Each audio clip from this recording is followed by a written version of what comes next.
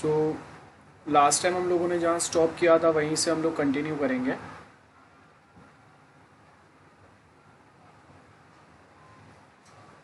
I hope my screen is visible to everyone. Last time हम लोगों ने ये टॉपिक कंप्लीट किया था and we suppose to start with system models, right? Hello, we suppose to start with this topic only, right? Yes, sir. Yes, sir. Okay, ठीक है. So we'll continue with this topic. New chapter of this unit. So we have something which is called as system models. So first आपको objective दिया हुआ है. System modelling क्या होगा? Mainly हम लोग यहाँ पे अपने सिस्टम्स का डिटेलिंग फाइंड आउट करेंगे. डिटेलिंग मीन्स इफ आई से, जिससे जो सिस्टम को आपको एनालाइज जो कर रहे हैं, मॉडल्स प्रिपेयर करने का मतलब है exactly we can find it out what are the functions, and we can easily communicate with customers as well. As you can read here, system modeling helps for better communication with our clients. With the help of this model they can easily understand कि हम लोग क्या बनाने वाले हैं. So this basically used to communicate with customers, and analyst can better understand the functionality or the functions which we'll be adding in this system or a software. So इसके लिए हम लोग सॉफ्टवेयर मॉडलिंग या model बनाते हैं. Now we have different models, अलग अलग perspective based, जिसमें से फर्स्ट क्या बोला है, we have external perspective showing the system और एनवायरनमेंट. कि जैसे अगर मैं बोल रहा हूँ कि वी हैव सम सिस्टम और सॉफ्टवेयर्स जो सपोज मैं अगर यूज़ करूँगा और हम लोग यूज़ करेंगे when we are dealing with a system,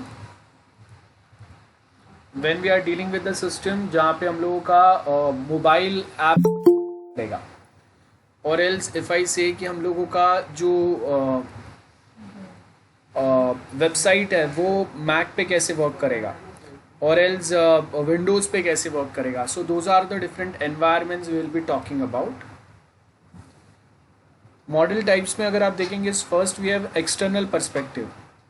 so as we know, external perspective में we will be talking about the different environment जहाँ पे आपका ये सिस्टम या सॉफ्टवेयर रन होगा. Next is behaviour of the system. कि suppose if 1000 people joins at a time और log in at a time, how our system is going to behave.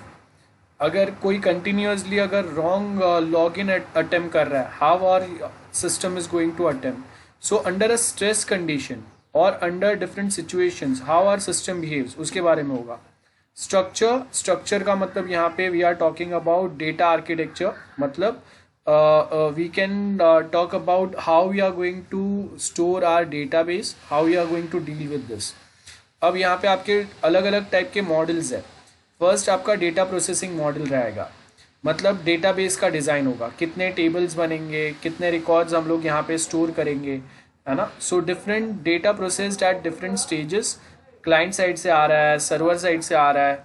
Then composition model, जहाँ पे हम लोग बताएंगे कि okay we have student entity, professor entity और such different entities, और वो आपस में कैसे कम्युनिकेट करेंगे वो बताएंगे. आर्किटेक्चरल मॉडल मतलब वी हैव, अब देखो यहाँ पे ये जो एंटिटीज़ है ना, I can say if we have a college system के अंदर मेरे पास स्टूडेंट मॉड्यूल है, प्रोफेसर मॉड्यूल है, प्रिंसिपल मॉड्यूल है, then we have office staff module. तो अब यहाँ पे क्या होगा, हम लोग के पास मल्टीपल टेबल्स रहेंगे जिसमें this are going to be entities. One is student entity, second is professor entity, third is principal entity, fourth is staff entity. और ये सबके स्टूडेंट स्पेसिफिक सपोज 4-5 टेबल है, तो उसमें एंटिटीज कौन रहेंगे, स्टूडेंट ही रहेंगे. प्रोफेसर के 4-5 टेबल है, so again we have professor is an entity, और वो आपस में कैसे कम्युनिकेट करेंगे. सो अब उनका जो मेन कम्युनिकेशन है वो हम लोग कैसे बताएंगे, इन एन आर्किटेक्चरल मॉडल, जहाँ पे how this systems how this modules are going to interact with each other. We have one module that is student, another is professor module, next we have as a principal module, then we have a staff module. So this all modules database में इसको हम लोग entity बोल रहे हैं. So how they are going to interact उसका यहाँ पे होगा in architectural design. Then we have classification models जिनमें अब देखो कि हम लोग जब सॉफ्टवेयर बनाते हैं so there going to be some common functions for student, professor, principal and staff members. For example ये सबके लिए आपके कॉमन फंक्शंस कौन से रहेंगे. आई से कि हम लोग के पास कॉमन फंक्शंस जो है वो है लॉगिन, देन देयर प्रोफाइल. तो ये कुछ चीज़ें जो है ये कॉमन है. तो उसको हम लोग क्या करेंगे, वो कॉमन फंक्शंस फाइंड आउट करेंगे और वो कैसे वर्कआउट हो गया उसके ऊपर फोकस करेंगे. रिस्पॉन्स मॉडल, रिएक्शन कैसे होगा कोई अगर इवेंट होता है. जैसे अगर मैं एग्जाम पेपर अगर सबमिट कर रहा हूँ और if I submit a marks of students और वो अगर करेक्ट जा रहा है then how it's going to work, and if it's goes wrong then how it's going to work. ये दोनों के ऊपर हम लोग का फोकस होगा. Then next is a context model. क्या बोला है, context are use to illustrate the operational context of the system. जैसे मैं बोल रहा हूँ कि we have a college system. So यहाँ पे मेरा मेन जो कंटेक्स्ट है, मेन पर्पज है वो क्या हो गया, developing a software which can automate the process of college जो मैन्युअली हो रहा है या जो कोई अदर सॉफ्टवेयर्स के थ्रू हो रहा है जहाँ पे हम लोग के पास प्रॉपर सॉफ्टवेयर नहीं है. सो यहाँ पे हम लोग बताएंगे कि what things we can do with the help of this software जो आज हम लोग या तो मैन्युअली कर रहे हैं या we are doing in very wrong और अ टाइम कंज्यूमिंग मैनर, वो हम लोग बताएंगे. Social organizational concept concerns may affect the decision on where to position the system boundaries. Like we can say कि we have some of our Mumbai University के some special rules are there or some specific rules are there which are different from other universities. तो उसके हिसाब से will be putting some or the other boundaries, वो सब आएगा. So these are the context model जहाँ पे कौन सा module, like we have a student module. तो how many maximum function it can perform on our software and कहाँ पे हम लोगों को लिमिट करना है वो हम लोग यहाँ पे बताएंगे उसको. Then after that as you can see this is the context diagram. Like we have one machine, ATM system है. तो यहाँ पे आपको क्या बोला है, एटीएम सिस्टम में ये भी आपका मेन सिस्टम यहाँ पे. तो क्या होगा, कौन से ब्रांच से हम लोग कनेक्ट कर रहे हैं उसका इन्फॉर्मेशन रहेगा. अकाउंट डेटाबेस जो एटीएम से मनी विड्रॉ करने आ रहा है उसका information will be fetched from the bank's end. Security system will be there. Usage database, like how many times I have attempted my transaction, कौन से बैंक के यूजर्स ज़्यादा यहाँ पे आ रहे हैं. मेंटेनेंस काम चलेगा कि आफ्टर 1 month 2 months यहाँ पे प्रॉपर अभी भी चीज़ें चल रहे हैं या नहीं. सेम वे बाकी के इन्फॉर्मेशन रहेंगे. सो ये देखो now reading out all this boxes are not important. What we are trying to elaborate here is how your ATM system it works, auto teller system how it works. So यहाँ पे हम लोग क्या क्या factors के ऊपर focus करेंगे. So for example you can write all this points.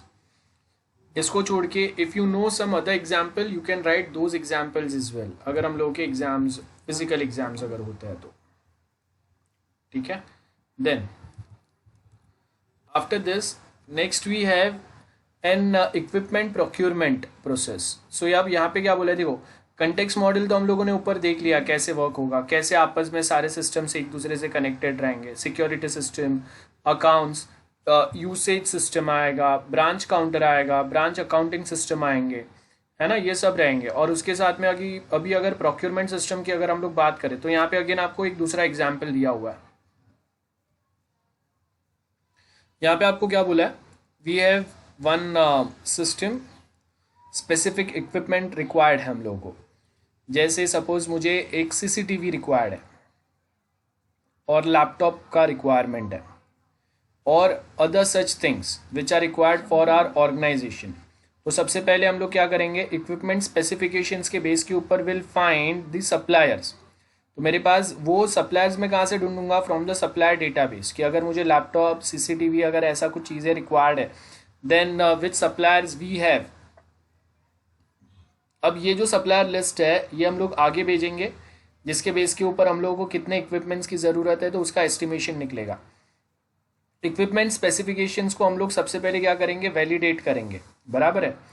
जहाँ पे हम लोग बताएंगे कि ओके ये जो भी स्पेसिफिकेशंस बोले, ये जो भी रिक्वायरमेंट है, इसमें से कौन से बहुत नेसेसरी है या कौन से ऐसे ही हम लोगों ने अनयूज्ड है, जिनके बिना हम लोगों का काम चल सकता है, फिर भी we have added it in our list. So वो हम लोग देखेंगे, उसके बेस के ऊपर फाइनली फिल्टर्ड आउट रिक्वायरमेंट्स जो है उसको हम लोग क्या करेंगे, will get the cost estimations for this. उसके बेस के ऊपर will choose a supplier who will provide the best deal for us. उसके बेस के ऊपर will place N equipment order.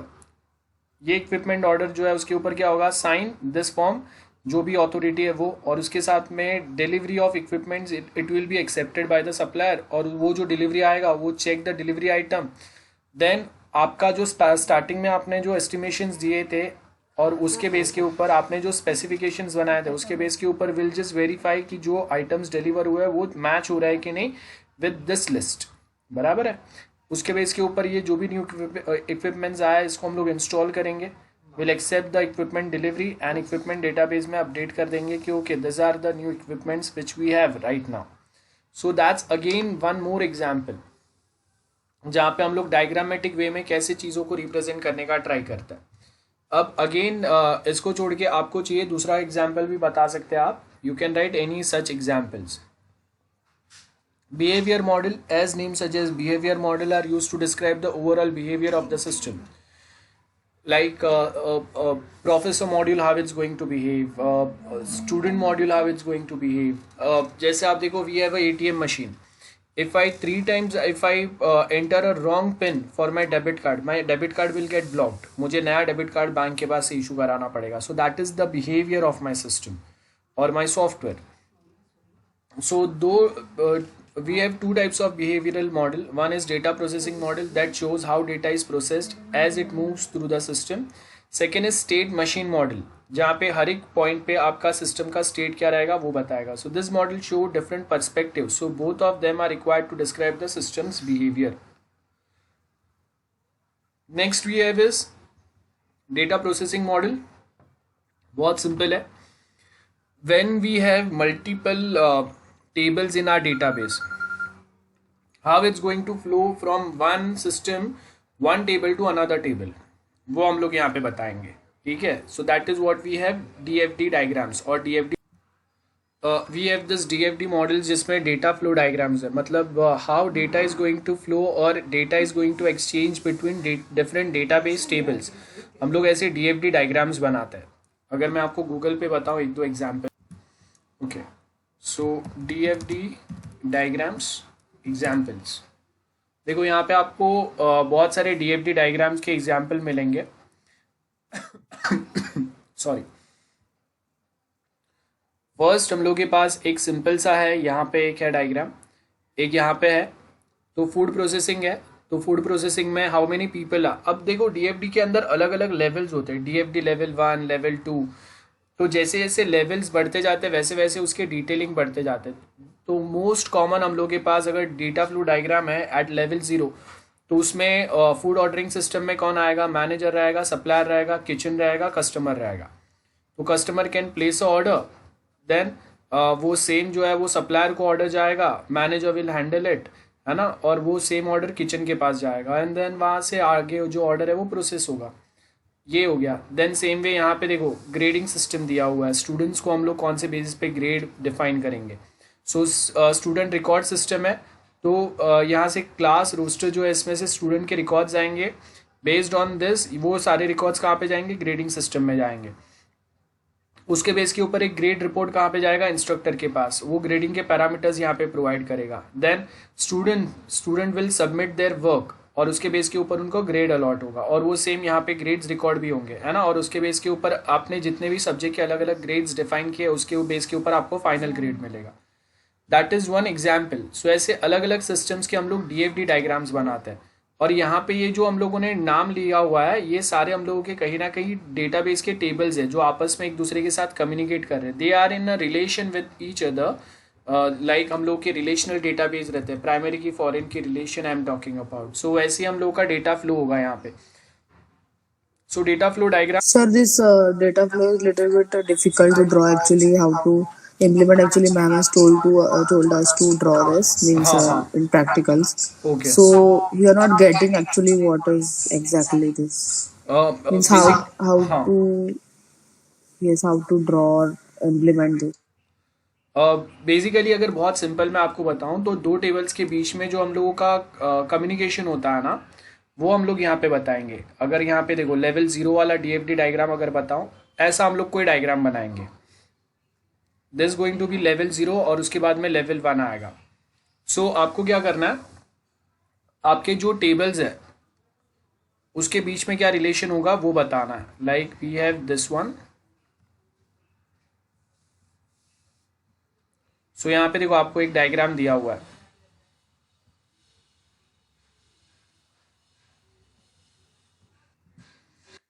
तो सबसे पहले हम लोग के पास यहाँ पे पेडिट्रिन्स है।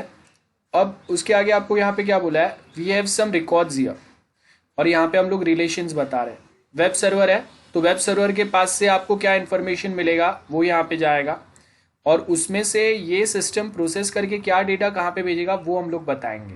सो डेटा फ्लो का मतलब है कि आपका क्लाइंट के पास क्या डेटा आएगा, क्लाइंट से सर्वर के पास क्या जाएगा, और सर्वर प्रोसेस करके आउटपुट कहाँ पे बताएगा। सो अगर मुझे लॉगिन के लिए अगर डीएफडी डायग्राम बनाना है, if I say DFD diagram for login, so it's going to be like this. मेरे पास यूजर है, यूजर का मेरे पास टेबल होगा। अब वो टेबल में से मैं क्या करूंगा, यहाँ पे मेरा ये लॉगिन विंडो है। सो मैंने क्या किया, ईमेल आईडी पासवर्ड यहाँ पे डाले। अगर वो यूजर अगर रजिस्टर है देन इट्स फाइन, अगर रजिस्टर नहीं है तो क्या होगा, एरर मैसेज जाएगा। हम लोग क्या करेंगे, यूजर को रजिस्टर करने बोलेंगे। एक्चुअली थोड़ा सा प्रॉपर दिया नहीं है, ओके ऐसा भी एक हम लोग बना सकते हैं फॉर नाउ। सो आपको यहाँ पे क्या बोला है, लॉगिन है। चेक वैलिडिटी, चेक वैलिडिटी में हम लोग बोलेंगे कि ओके अगर यूजर ने यूजर नेम पासवर्ड जो डाला है वो करेक्ट है then drag it to home page, अगर नहीं है तो रजिस्ट्रेशन पेज पे जाएगा जहाँ पे हिल रजिस्टर अगेन। अब इसी को अगर हम लोग डेटा फ्लो डायग्राम में बताए, सो यहाँ पे ये आपका डेटा फ्लो डायग्राम आएगा। As you can see we have data flow diagram for a login. तो सबसे पहले हम लोग को स्टार्ट कहाँ से होगा, लॉगिन से। That is our starting point, बराबर है। सो स्टार्टिंग में हम लोगों ने लॉगिन पे क्या बोला, we are putting some confidential information to check. तो यूजर नेम पासवर्ड जो यहाँ पे एंटर किया वो डेटाबेस में भेजा हम लोगों ने। डेटाबेस में जाके हम लोग क्या करेंगे, यहां से देखो if exist a member credentials verify होगा, जो यहां से आपको क्रेडेंशियल्स जो है ये आपके डेटाबेस में से वापस आएगा। मतलब eight a time will be verifying whether the user who's trying to log in into our system वो हम लोगों का ऑलरेडी मेंबर है या नहीं है। तो यहाँ पे विल जस्ट वेरीफाई ये यूजर जो भी है वो एग्जिस्ट करता है कि नहीं। अगर वो एग्जिस्ट करता है मतलब वो ऑलरेडी मेंबर है, तो फिर हम लोग उसके क्रेडेंशियल्स वेरीफाई करेंगे from our already stored database system. And अगर जो यूजर लॉगिन करने का ट्राई कर रहा है वो मेंबर ही नहीं है, तो हम लोग उसको मैसेज बताएंगे कि भाई you are not register, first you suppose to register yourself. And credential अगर चेक हो गया तो आगे फिर हम लोग उसको उसके प्रोफाइल पे भेज देंगे। ठीक है। सो अभी डीएफडी डायग्राम में हर कोई अपने अलग अलग पैटर्न के हिसाब से डीएफडी डायग्राम्स थोड़ा थोड़ा मॉडिफाई करके बताता है, how we are trying to define it. Sir कितने डेटाबेस मैक्सिमम यूज कर सकते हैं? डेटाबेस तो एक ही होगा ना बेटा, हम लोगों का database not going to be more, we are talking about Actually, every means every entity or every part has different information.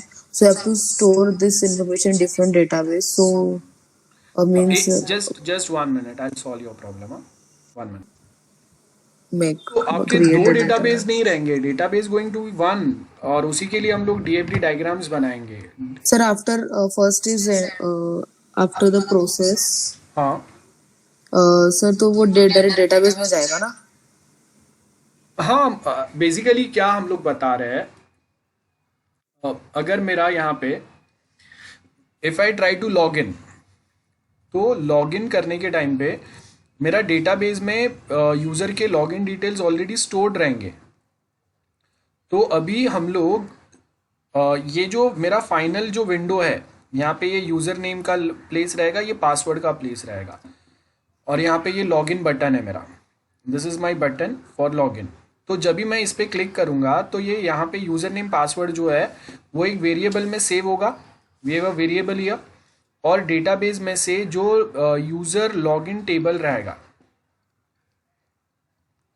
इसमें से वो डिटेल्स फैच होके आएगा बेस्ड ऑन सम क्वेरी, और ये वेरिएबल में जो ये यूज़र नेम पासवर्ड उसने अभी से एंटर किया है वो यहाँ पे सेव्ड है। तो ये क्वेरी से डेटाबेस टेबल में से जो user name password already stored थे लास्ट टाइम जब उसने रजिस्टर किया था वो, और यहाँ से ये दो मैच होंगे। अगर दोनों मैच हो जाते हैं तो अकाउंट एक्सेस मिल जाएगा, मैच नहीं होता है तो हम लोग यहाँ पे उसको बोलेंगे रॉन्ग लॉगिन या पासवर्ड।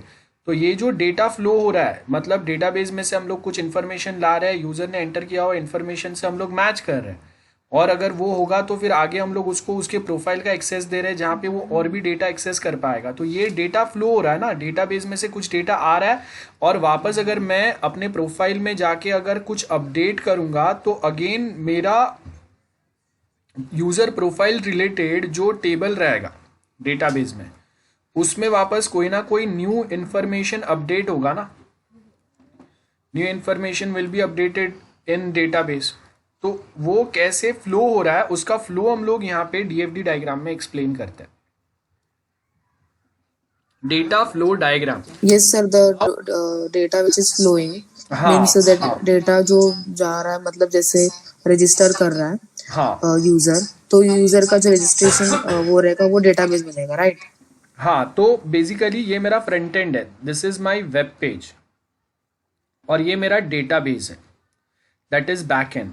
तो ये दोनों के बीच में कम्युनिकेशन कैसे होगा, डेटा फ्लो कैसे होगा, फ्रंट एंड से बैक एंड, बैक एंड से फ्रंट एंड, इसको हम लोग डायग्रामेटिकली रिप्रेजेंट करते हैं। That's what we mean by DFD diagram, data flow between different tables और between front end and back end. ये मेन काम रहता है डेटा फ्लो का। जैसे अगर मैं साइन अप कर रहा हूँ, तो अगर मैंने साइन अप किया तो मेरे पास एक साइन अप फॉर्म होगा, और ये साइन अप फॉर्म में मैं जो भी डिटेल एंटर करूंगा इसके लिए डेटाबेस में मेरे पास एक साइन अप नाम का टेबल रहेगा। ठीक है, मैं अगर आपको एग्जांपल बताऊं, so we have sign up form here, sign up form, so this is our sign up form.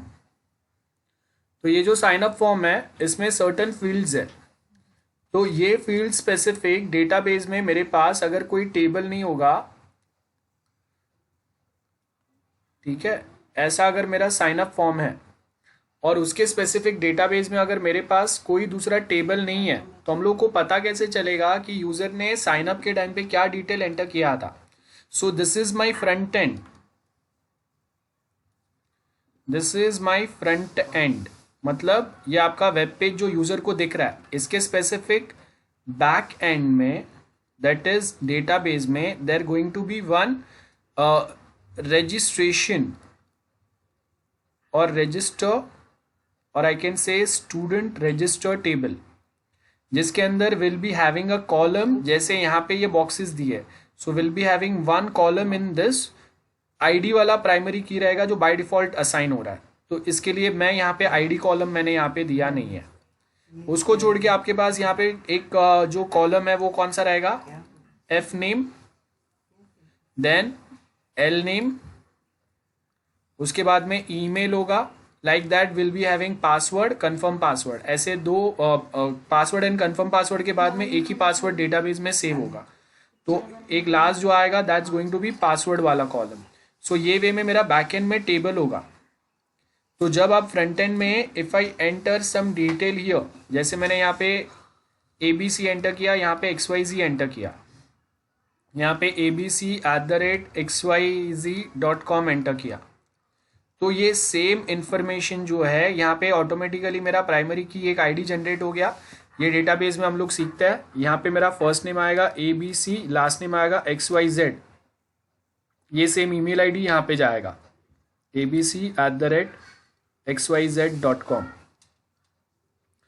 Password आपका कुछ यहाँ पे जाएगा, जो भी आपका पासवर्ड आप एंटर करेंगे वो। तो ये वे में ये आपका डेटा फ्लो हो गया साइन अप फॉर्म से बैकएंड में।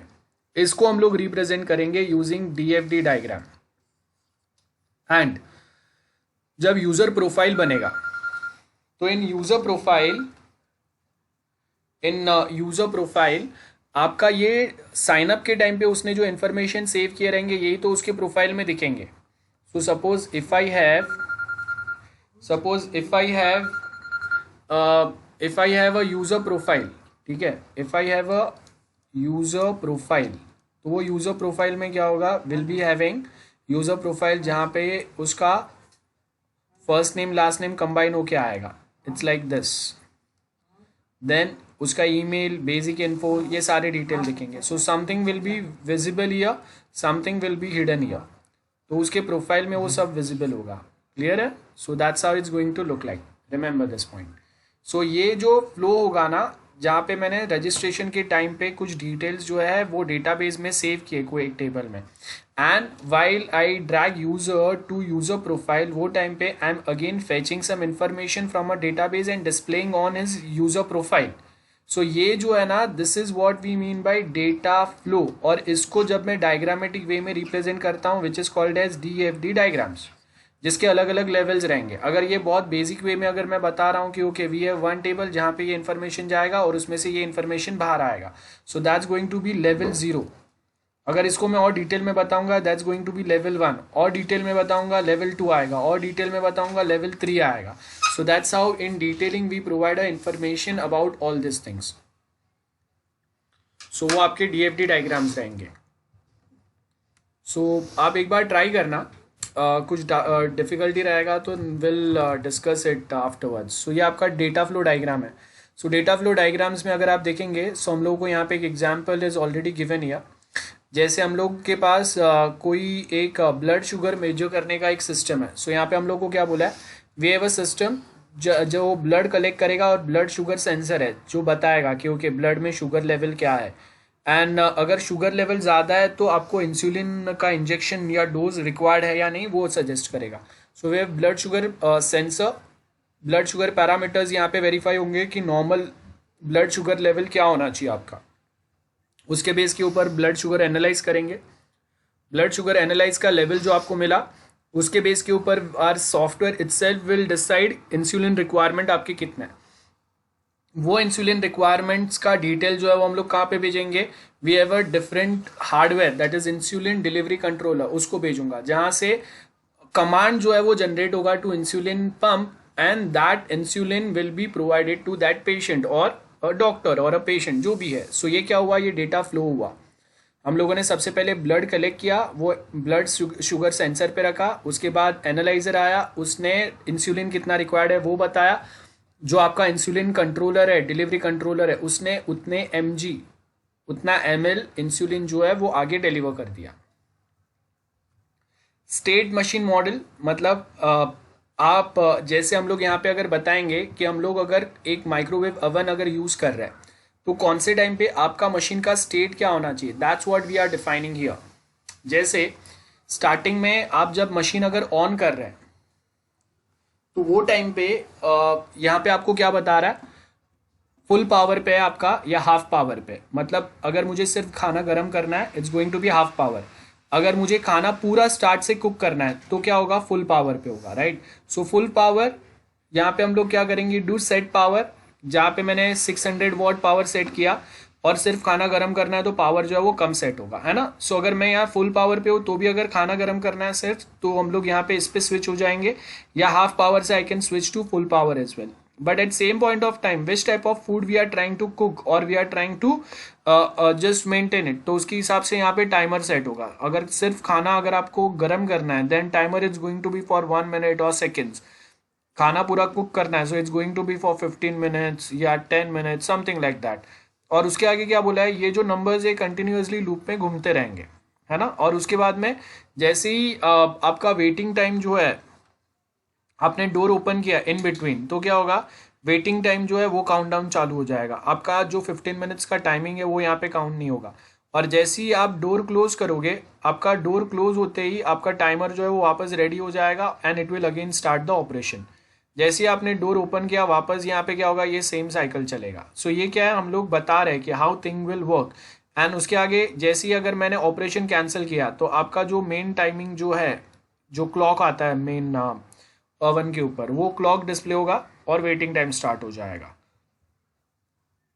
सो ये आपका स्टेट डायग्राम हो गया कि क्या ऑपरेशन हम लोग अप्लाई करेंगे, which function will be selecting, and based on this function आपका जो ओवन सिस्टम है उसका स्टेट क्या होगा। सो वो सेम चीज यहाँ पे आपको टेबुलर फॉर्मेट में दिया हुआ है, so you can read out from here. Microwave oven के ऑपरेशंस बताए हुए, सो वही सेम चीज़ें यहाँ पे आपको डायग्रामेटिक वे में दी है। अब देखो ये सेम चीज़ें, सिंपल चीज़ें हम लोग यहाँ पे डायग्रामेटिक वे में रिप्रेजेंट कर रहे हैं। सो वैसे ही हम लोगों का जो प्रोजेक्ट होगा उसको भी हम लोग ऐसे ही डायग्रामेटिक वे में रिप्रेजेंट करेंगे। जैसे यहाँ पे हम लोगों ने क्या बोला है, सबसे पहले ऑपरेशन है आपके। ऑपरेशन में क्या होगा, checking, do the status checking, है ना, जहाँ पे हम लोग अलार्म डिस्प्ले करेंगे, अगर कोई फॉल्ट है तो वो बताएंगे। कुकिंग टाइमिंग क्या है, तो अगर मैं बोल रहा हूँ कि हम लोग के पास यहाँ पे कुक के लिए एक रन जनरेटर है जो टाइम रन करते रहेगा, है ना, जो कंटिन्यूअस लूप में टाइम चलते रहेगा for 5 minutes 10 minutes something like that. और जैसे ही टाइम आउट हुआ, एक बजर बचेगा फॉर 5 सेकेंड्स और 10 सेकेंड्स, जो भी आपने सेट किया रहेगा, और उसके बाद में फिर वो वेटिंग में चले जाएगा। डोर अगर ओपन किया तो ये जो भी प्रोसेस है वो सारा डिसेबल हो जाएगा और डायरेक्टली वेटिंग में चले जाएगा, ये जो आपको दिख रहा है वो। Next is semantic data models. Semantic data models का मतलब क्या होता है, आप ऑब्जेक्ट ओरिएंटेड पैटर्न में जब चीज़ों को रिप्रेजेंट करते हैं, इसको हम लोग सिमेंटिक डेटा मॉडल बोलते हैं। लाइक यहाँ पे अगर आप देखेंगे, दिस ऑल आर टेबल्स, या फिर आप बोल सकते हो कि ये सारे जो है ये हम लोगों के क्लासेस है। जैसे आप देखो कि अगर आप अगर एटलीस्ट एक बार अगर प्रोग्रामिंग करोगे ना, तो जो साइन अप फॉर्म का एग्जांपल अभी हम लोगों ने देखा था, तो we required a sign up class, एक अलग से क्लास बनेगा, और वो क्लास जो है वो आपका वो साइन अप फॉर्म से लिंक्ड रहेगा, और वो क्लास के अंदर हम लोग क्वेरी लिखेंगे जो डेटाबेस में sign up student sign up table बनेगा उसके साथ में लिंक्ड रहेगा, और ये क्लास में लिखा हुआ क्वेरी वो टेबल में जाके डेटा स्टोर करेगा। सो यहाँ पे अगर आप देखेंगे, we have different classes here as well, like मेरे पास, और वी हैव डिफरेंट टेबल्स। चलो सिंपल वे में हम लोग समझते हैं, वी हैव डिफरेंट टेबल्स, ठीक है, बाद में आगे हम लोग देखेंगे प्रोग्रामिंग से कैसे कनेक्ट होगा।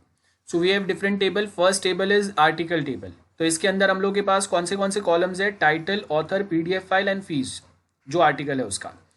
अब हम लोग यहाँ पे टेबल्स के बीच में रिलेशन बता रहे हैं कि one article can be published eight many sources, तो मैनी टू मैनी रिलेशन आ गया। तो हम लोग का ये सोर्स है, तो सोर्स का title, publisher, issue, date and कितने पेजेस है। देन कॉपीराइट है, तो आपके पास एक सोर्स आर्टिकल है, one many article can belong to one source, sorry, many article can belong to multiple sources हो सकता है, या एक सोर्स भी हो सकता है। अब मल्टीपल सोर्सेस कैसे होंगे, it might be on YouTube, the same thing might be on some other platforms as well, तो दैट्स अ सोर्स। या फिर मल्टीपल हम लोग के रेफरेंस बुक में भी वो हो सकता है। लेकिन अगर ये पीएचडी के कोई रिसर्च पेपर्स टाइप है, तो वो टाइम पे ये जो आर्टिकल है वो कोई एक ही प्लेस पे आएगा, तो multiple article can belong to one source. और देन आपको अगर ये आर्टिकल अगर यूज करना है, तो वो टाइम पे यू सपोज टू पे अ कॉपीराइट फीस, या कॉपीराइट एजेंसीज के पास से परमिशन इसके कॉपीराइट्स लेने पड़ेंगे। तो कॉपीराइट एजेंसी का यहाँ पे आपको टेबल में दो चीजें दिए हुए हैं, name and address, and if I am in India, तो वहां के जो टैक्स रेट्स रहेंगे कॉपीराइट परचेस करने पे, वो काम करेंगे। सो अभी देखो, we have this source table which is linked with copyright agency वाला table as well as a country table. So यहाँ पे क्या होगा, ये सारे टेबल्स के बीच में रिलेशनशिप होगा, RDBMS जो हम लोग पढ़ते हैं। We have a buyer table के साथ कौन लिंक्ड है, order table. So one buyer can place multiple orders and multiple orders can be there for one article. तो एक आर्टिकल मल्टीपल लोग परचेस कर सकते हैं, तो उसका order number, total payment, date, और अगर कोई टैक्स अगर उसके ऊपर अप्लाई हुआ तो वो. So this is how we basically try to represent relation between different tables. तो ये जो एक टेबल या एक डेटा दूसरे डेटा के साथ लिंक्ड है, तो वो लिंकिंग कैसे होगा, by creating a relation between this table. उसके बिना ये लिंकिंग नहीं होगा. डेटा डिक्शनरी, डेटा डिक्शनरी का मतलब क्या होगा, ये जो भी हम लोगों ने डेटाबेस के टेबल्स देखे, आर्टिकल, सोर्स, ऑर्डर, कॉपीराइट, ये सारे टेबल्स है. तो ये सारे टेबल में कौन से टेबल हम लोगों ने बनाया है, फॉर व्हाट पर्पस, और उसके अंदर कौन से अलग अलग कॉलम्स है. Like we have a order table, तो उसका मैं डिस्क्रिप्शन लिखूंगा, like why do we have order table in our database. Then order number, मतलब which order number we are saving. Total payment, ये कॉलम में what I am saving. Then date, which date I am saving here. Then text status, which type of text we are applying on this order. तो ये हर एक column का मैं short में description लिखूंगा. इसको हम लोग बोलते हैं data dictionary. Data about data, मतलब आपके डेटाबेस टेबल में जो आपके डेटाबेस में जो टेबल्स है और जो कॉलम्स है, तो कौन से हम लोगों के कॉलम्स है डेटाबेस टेबल में और कौन से टेबल है, वो सबका एक डिक्शनरी होगा. जैसे हम लोग के पास ऑक्सफोर्ड डिक्शनरी होता है इंग्लिश, तो हर एक वर्ड उसका वो मतलब बताता है आपको, और उसको वो कैसे यूज कर सकते हैं वो बताता है. Exactly same way when we have a data dictionary, मतलब आपके डेटाबेस में कितने टेबल है और हर एक वो टेबल में कौन से कॉलम्स है, और वो कॉलम कौन से टाइप का डेटा सेव कर रहा है, integer, character, string, date, time, और अगर डेट भी है वो स्टोर कर रहा है तो कौन सा डेट स्टोर करेगा, ये सारा बताएंगे. Then data dictionary will also save information about कौन से टेबल किसके साथ कैसे रिलेशन में सेव्ड है, वो सब आएगा. सो आपका डेटा डिक्शनरी हो गया. हम लोग डेटा डिक्शनरी को क्या वर्ड से रिप्रेजेंट करते हैं, data dictionary means data about a data. जैसे यहाँ पे आपको Sir, the above you showed this that was also a data flow diagram. ये अब देखो यहाँ पे है ना, हम लोग सर्टन सिमिलर चीज़ों को ही अलग अलग वे में रिप्रेजेंट करते हैं. सिमेंटिक मॉडल मतलब कौन से टेबल में से ये भी आपका डेटा फ्लो डायग्राम ही हो गया. तो मेरा फर्स्ट जो टेबल है वो बायर टेबल है, जिसमें से कुछ इन्फॉर्मेशन कहाँ पे जाएगा, ऑर्डर में जाएगा, फिर वहाँ से आर्टिकल में जाएगा, वहाँ से सोर्स के पास जाएगा, और सोर्स में से कुछ डेटा जो है वो कॉपीराइट एजेंसी और कंट्री के पास जाएगा. So again here also we are stating about how data is flowing from one place to another. So वो आपका डेटा फ्लो ही हो गया. लेकिन जो डीएफडी डायग्राम्स हम लोग अलग अलग लेवल स्पेसिफिक बनाते हैं, वो एग्जैक्टली ऐसे नहीं रहते, उसमें थोड़े कुछ और चेंजेस आते हैं, मतलब उसमें और थोड़ा डिटेलिंग आता है. ये बहुत बेसिक लेवल 1 वाला हो गया. लेवल 0 एंड लेवल 1 वाले ऐसे डायग्राम आपको दिखेंगे. तो आप जब अगर प्रैक्टिकल में या प्रोजेक्ट के लिए बनाएंगे तो आपके डीएफडी डायग्राम्स जो है वो लेवल 2 एंड लेवल 3 वाले रहेंगे, जिसके अंदर थोड़ा और डिटेलिंग रहेगा. तो अभी उसमें मैं क्या बताऊंगा इन शॉर्ट कि अगर suppose we have article table, तो उसके अंदर कौन से फील्ड्स है हम लोग के पास, title, author, PDF and fees. तो ये इन्फॉर्मेशन हम लोग कहाँ से लेंगे और कहाँ पे सेव करेंगे, that's going to be your database और डीएफडी डायग्राम. और डेटा डिक्शनरी जो होता है ये आप अलग से जब आप टीवाई प्रोजेक्ट बनाएंगे, नेक्स्ट टाइम जब आप एसपीएम आपको सब्जेक्ट होगा टीवाई में, तो वहाँ पे भी आप सेम डेटा डिक्शनरी के अंदर आप अपने डेटाबेस में आपने कौन से टेबल्स बनाए और उसके अंदर क्या इन्फॉर्मेशन सेव किया हुआ है वो भी आप यहाँ पे बताएंगे. जैसे ये देखो डेटा डिक्शनरी में पहला हम लोग के पास यहाँ पे कौन सा टेबल है, we have one table with the name article, order, buyer, copyright agency, country and source. तो यहाँ पे देखो we have this data dictionary entry, जहाँ पे हम लोग आर्टिकल, तो आर्टिकल टेबल हम लोग क्यों क्रिएट किया हुआ है वो बता रहे. ऑथर, बायर, फी पेएबल, एड्रेस. सो ये हर एक टेबल का हम लोग इन्फॉर्मेशन बताएंगे. सो ये वे में आपको भी एक डिटेलिंग बनाना ज़रूरी है. और डीएफडी डायग्राम्स हम लोग एक बार जब बनाएंगे ना, डायरेक्टली अभी एक्चुअली हम लोगों का सिलेबस थोड़ा अलग चल रहा है, तो यहाँ पे अगर मैं वो प्रैक्टिकल अगर एक्सप्लेन करूँगा तो मेरा लेक्चर का टाइमिंग निकल जाएगा. So that's why it's not possible, but will try to learn once we done with our syllabus. अगर थियरी सिलेबस अगर जल्दी हो जाता है तो मैं आपको अलग से एक लेक्चर में मैं आपको डायग्राम्स थोड़े एक्सप्लेन करूँगा. ठीक है. सो हम लोग के पास नेक्स्ट जो है that is we have a object model. So अब देखो यहाँ तक हम लोगों ने डेटा फ्लो डायग्राम्स और डेटाबेस में जो भी हम लोग के टेबल्स होता है उनके बीच में आपस में कम्युनिकेशन या कनेक्शन कैसे होता है वो समझते हैं. और जो भी आप डीएफडी डायग्राम बनाएंगे उसमें एक बात याद रखना है, जो भी टेबल्स के बीच में हम लोग डेटा फ्लो बता रहे हैं या कनेक्शन बता रहे हैं उसमें रिलेशनशिप जरूर बताना है, like 1 to 1, 1 to many, many to 1, etcetera etcetera.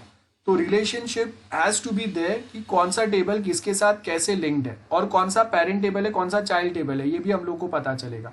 जैसे अगर हम लोग के पास स्टूडेंट बेसिक इंफॉर्मेशन टेबल है, so that going to be a primary table, जिसमें जब भी कोई स्टूडेंट का अगर एडमिशन होगा तो उसके सारे डिटेल कहाँ पे रहेंगे, स्टूडेंट बेसिक इंफॉर्मेशन में. और जब वो आगे एग्जाम देगा तब जाके एग्जाम टेबल में उसके कुछ एंट्रीज रहेंगे, लेकिन उसमें भी वापस टू रिड्यूस द रिडंडेंसी हम लोग रिजल्ट टेबल को किससे लिंक करेंगे, स्टूडेंट एडमिशन टेबल या स्टूडेंट बेसिक इंफॉर्मेशन टेबल के साथ में, सो दैट जो स्टूडेंट का एडमिशन हुआ है उसी को हम लोग उसी के लिए हॉल टिकट जनरेट होगा या उसी का एग्जाम कंडक्ट होगा.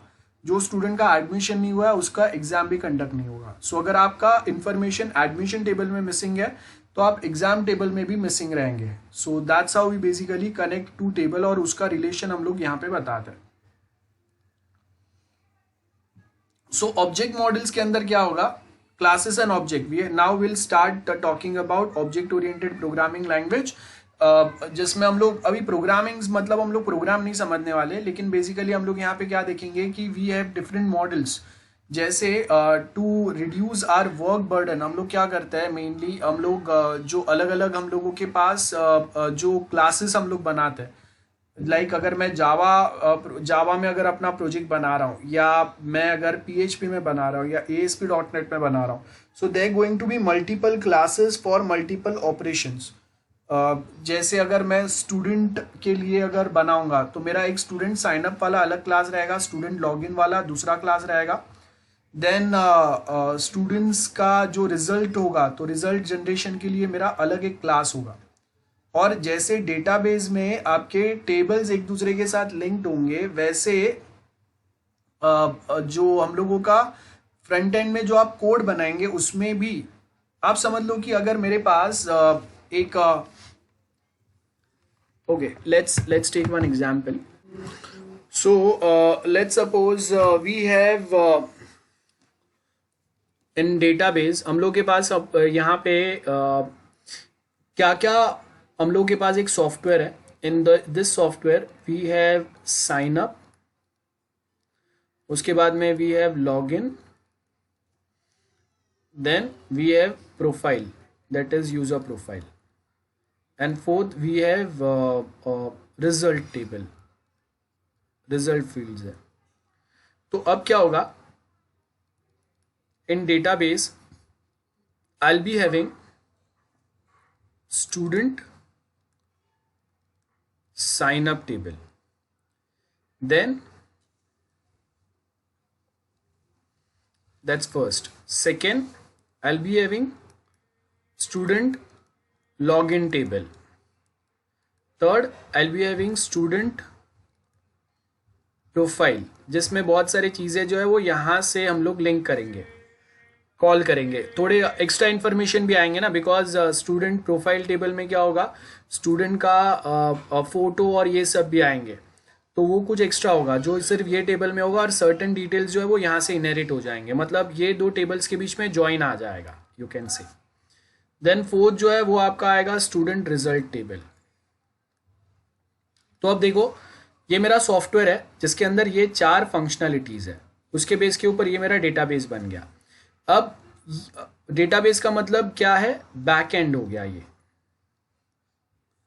Now if I talk about a front end, तो फ्रंट एंड में क्या होगा, will be having I'll be having one is one class that is sign up, जिसमें वापस मेरे अलग अलग फंक्शंस रहेंगे. I'll be having different functions in this class. Second मेरा होगा class that is student login. Then third I'll be having class student profile, and fourth class create करूंगा मैं स्टूडेंट रिजल्ट। तो क्या हो गया, ये मेरा सॉफ्टवेयर है जिसमें मेरे कौन से फॉर्म्स रहेंगे, sign up, log in, profile, result. उसके लिए मैंने 4 टेबल बनाए और 4 क्लासेस बनाए। एज एंड व्हेन रिक्वायर्ड हम लोग यहाँ पे और क्लासेस और टेबल्स बनाएंगे जैसे आगे हम लोग जाएंगे, लेकिन सबसे बेसिक ये तो होगा कि 4 क्लास तो मेरे कंफर्म होंगे। एक क्लास जिसके अंदर मैं लॉजिक लिखूंगा फॉर स्टूडेंट लॉग इन। तो यहाँ पे क्या रहेंगे, इफ यहाँ पे मेरा जो फंक्शंस रहेंगे वो क्या रहेंगे, फर्स्ट फंक्शन अगर लॉगिन अगर सक्सेस है तो लॉगिन सक्सेस वाला एक फंक्शन होगा, देन दूसरा फंक्शन होगा लॉगिन फेलियर। तो ये सब अगर लॉगिन सक्सेस हो रहा है तो मैं ये फंक्शन के अंदर फिर यूजर का प्रोफाइल कॉल करूंगा, देन उसको मैं वहां पे लेके जाऊंगा।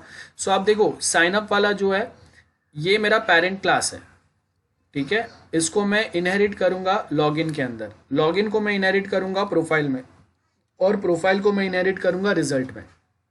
तो अगर मुझे रिक्वायर्ड है तो मैं ये वे में इनहेरिटेंस यूज कर सकता हूं, या फिर मेरे 2 पेरेंट क्लास हो सकते हैं साइन अप एंड लॉगिन, और वो दोनों को मैं इनहेरिट करूंगा प्रोफाइल में एज वेल एज रिजल्ट के अंदर।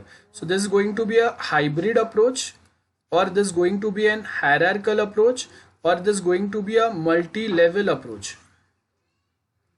It's purely as per our needs and requirement. ये वे में चीजें काम करता है। ओके, सो यहाँ पे now if you notice in this part आपको क्या बोला है, we have object oriented model which describes the terms of object classes. जो हम लोग क्लासेस बनाएंगे, तो अगर आपके पास डेटाबेस टेबल रेडी रहेगा तो आप कितने क्लासेस कितने प्रोग्राम्स आपके फ्रंट एंड में आएंगे वो जज कर सकते हैं, या फिर आपका ऑब्जेक्ट मॉडल अगर रेडी है तो उसके बेस के ऊपर वी कैन जज डेटाबेस में कौन से टेबल्स होने चाहिए और कौन सा टेबल किसके साथ में रिलेशन में आएगा। तो in database suppose we have 2 tables, like we have a sign up table, और इसको मैंने लिंक किया है यहाँ पे, यूजर नेम जो है वो प्राइमरी की है, and we have log in table जिसके अंदर user name is foreign key.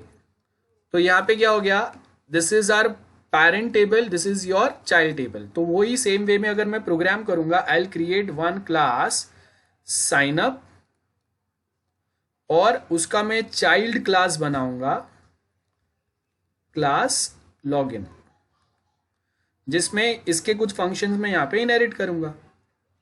So database के कुछ चीजें हम लोग इमिटेट करने की ट्राई करते हैं इन आर फ्रंट एंड पार्ट, या इसको हम लोग इमिटेट करेंगे इन बैक एंड पार्ट। तो इसके लिए दोनों में लिंक होना, दोनों का डिजाइन क्लियर होना बहुत जरूरी है। ये मैंने आपको बहुत बेसिक बताया। कभी कभी ऐसा भी होगा कि we might be having multiple classes, लेकिन उसके लिए बैकएंड में टेबल नहीं है, क्योंकि वो क्लासेस का आपका पर्पस कुछ दूसरा है। लेकिन बेसिक इतना तो आपको पता होना चाहिए।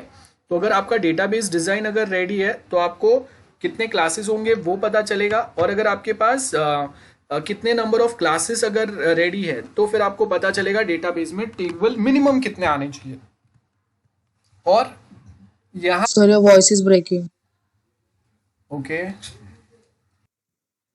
तो बेसिकली हम लोग यहाँ पे क्या बात कर रहे हैं कि we have this object models, जिसके अंदर हम लोग ऑब्जेक्ट मॉडल में हम लोग बेसिकली बताएंगे कि हम लोगों के पास कितने क्लासेस है। वो क्लासेस के बीच में हम लोगों ने पॉलीमॉर्फिज्म कॉल किया है। थोड़ा बहुत अभी आपके कंसेप्ट्स वो याद करने पड़ेंगे आपको, अगर याद नहीं है जब आप प्रोजेक्ट बनाएंगे तो, कि मैंने कोई एक पर्पस में पॉलीमॉर्फिज्म कॉल किया है, इनहेरिटेंस कॉल किया है, या कोई दूसरे ऑब्जेक्ट ओरिएंटेड के टेक्निक यूज किए, और वहां पे मैंने जो मल्टीपल क्लासेस के बीच में जो रिलेशन क्रिएट किया है वैसा ही कुछ रिलेशन मुझे डेटाबेस में क्रिएट करना पड़ेगा। तो अगर यहाँ पे इन ऑब्जेक्ट ओरिएंटेड लैंग्वेज इनहेरिटेंस में मैंने एक पेरेंट क्लास बनाया और एक चाइल्ड क्लास बनाया, तो डेटाबेस में मेरे वो 2 क्लासेस रिलेटेड जो टेबल्स रहेंगे उनके बीच में प्राइमरी की एंड फॉरेन की रिलेशन आएगा। आई होप समझ में आ रहा है सबको गाइस, एवरीवन क्लियर है सबको? Hello, yes sir. Okay, so this is how thing works. तो यहाँ पे आपको कौन से मॉडल्स दिए, देखो, inheritance, aggregation model, interaction model. So inheritance का अगर हम लोग एग्जाम्पल देखें, अब मैं ये आपको वापस स्क्रैच से इनहेरिटेंस नहीं सिखा रहा हूँ बिकॉज हम लोगों ने थोड़ा बहुत पढ़ा हुआ है। सो यहाँ पे आपके पास एक पेरेंट क्लास कौन सा है, लाइब्रेरी आइटम्स का है, जिसके अंदर हम लोग के पास we have few things given here.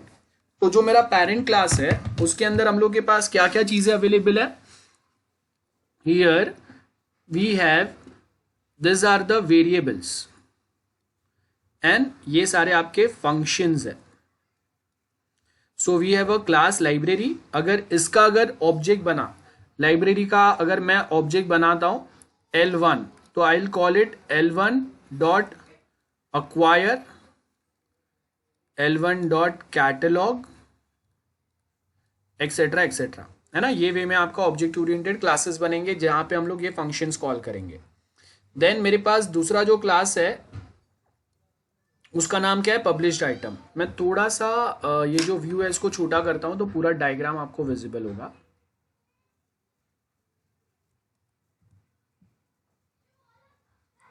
Okay, so this is our diagram. अब यहां पे अगर आप नोटिस करेंगे, we have one class, this is our parent class या ग्रैंड पेरेंट है। दिस टू आर पेरेंट्स, और ये जो है ये पेरेंट 1 है और ये पेरेंट 2 है। ये पेरेंट 1 के we have 2 childs and parent 2 के वी हैव 2 चाइल्ड्स। सो ये दो चीजें हम लोग के पास। सो हम लोग के पास सबसे पहले क्या है, लाइब्रेरी क्लास है। लाइब्रेरी क्लास के फंक्शनैलिटी पब्लिश्ड आइटम इनहेरिट करेगा, और पब्लिश्ड आइटम में से जब बुक वाला जो क्लास है, बुक वाले क्लास के पास पब्लिश्ड आइटम जो है ये क्लास के सारे फंक्शंस अवेलेबल रहेंगे, प्लस लाइब्रेरी आइटम के सारे फंक्शंस अवेलेबल रहेंगे। So most of function we can say हम लोगों ने इनिशियलाइज यहां पे किया है, देन हम लोग उसका बॉडी जो है वो नीचे कोई क्लास में लिख सकते हैं, या फिर यहां से हम लोग उसको कॉल कर रहे हैं। सेम वे लाइब्रेरी को रिकॉर्ड आइटम इनहेरिट करेगा, और रिकॉर्ड आइटम को फिल्म और कंप्यूटर प्रोग्राम इनहेरिट करेंगे। So that's how we are trying to explain the inheritance वाला पार्ट। और इसके स्पेसिफिक अगर आपको चाहिए तो हम लोग टेबल बना सकते हैं डेटाबेस में। तो आपका डेटाबेस में टेबल क्या रहेगा, one table is going to be library item, जिसमें इसमें जो भी वेरिएबल्स है उतने यहाँ पे कॉलम बन जाएंगे ये टेबल में। So we have a library item जिसके अंदर catalogue number, then acquisition date, then cost, then type, ये आपके कॉलम्स बन गए। सेम वे दूसरा मेरा टेबल रहेगा, नेक्स्ट टेबल जो आपका रहेगा it's going to be published item. So published item मेरा जो टेबल रहेगा,